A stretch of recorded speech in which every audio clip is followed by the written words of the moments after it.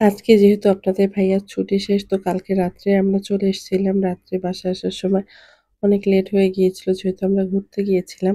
আসসালামু আলাইকুম এভরিওয়ান, কেমন আছেন সবাই? আলহামদুলিল্লাহ আমরাও ভালো আছি। তো কালকে না সকালের দিকে একটা প্ল্যান করেছিলাম এক জায়গায় ঘুরতে যাবো। তো সেখানে যাওয়ার কারণে আমাদের ফিরতে দুপুর হয়ে গিয়েছিল। তো দুপুরে আসার পরে হচ্ছে তাসফিয়া ঘুমিয়ে পড়েছিল। তো ভেবেছিলাম সন্ধ্যার দিকে বেড়াবো। আর যেহেতু হচ্ছে বাইকে যেতে সেরকম একটা টাইম লাগে না। ২ ঘন্টার মধ্যেই চলে যাওয়া যায়। তো আমরা হচ্ছে সেই রকমভাবে বাসা থেকে বেরিয়েছিলাম ৫ টার সময়, যাতে আমরা ৭ টার মধ্যে বাসায় চলে আসতে পারি। তো কিছুক্ষণ আসার পরে না বৃষ্টি শুরু হয়ে গিয়েছিল। সেইজন্য আমাদের আসতে অনেক লেট হয়ে গিয়েছিল। তো সকালে এই যে আমি হচ্ছে তাড়াহুড়ো করে নাস্তা বানিয়ে নিচ্ছিলাম। যেহেতু আপনাদের ভাইয়া অফিসে যাবে আর আমরা চলে গিয়েছিলাম বেড়াতে।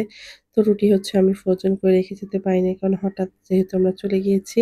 তো এখানে আমি হচ্ছে তাড়াতাড়ি করে রুটি বানিয়ে নিয়েছিলাম। আর হচ্ছে কালকে রাত্রে বাসায় আসার সময় হচ্ছে কিছু বাজার করে নিয়ে এসছিলাম যাতে হচ্ছে আজকের মতো রান্না করা যায়। তো আমি হচ্ছে পটল আলু ভাজি করব রুটি দিয়ে খাওয়ার জন্য।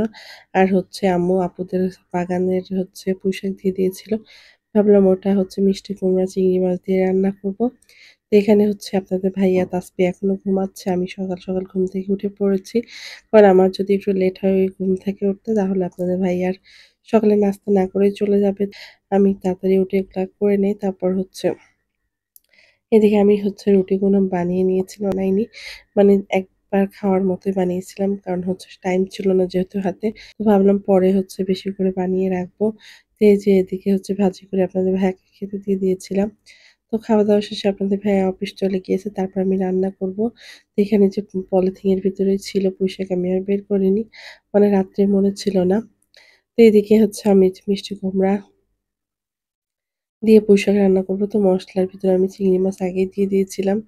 তারপর দিয়ে দিয়েছি মিষ্টি কুমড়া আর এবার হচ্ছে পুঁইশাকগুলো দিয়ে দিব। পুঁইশাকগুলো অনেক টাটকা ছিল।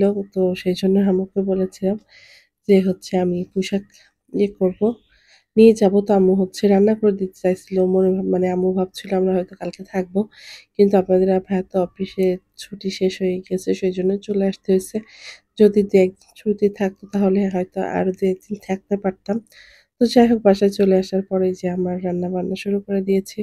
কারণ বেড়াইতে গেলে তো কয়েকদিন আরামেই থাকা হয়। তো বাসায় আসার পরে সব কাজ-টাজ করতেই মানে একটু ঝামেলা মনে হয়। তো এদিকে হচ্ছে আমি রান্না শুরু করেছিলাম আর ঘরবাড়ি সব গুছিয়ে চাদর চেঞ্জ করে নিয়েছি। কারণ যেহেতু এই কয়েকদিন বাসায় ছিলাম না।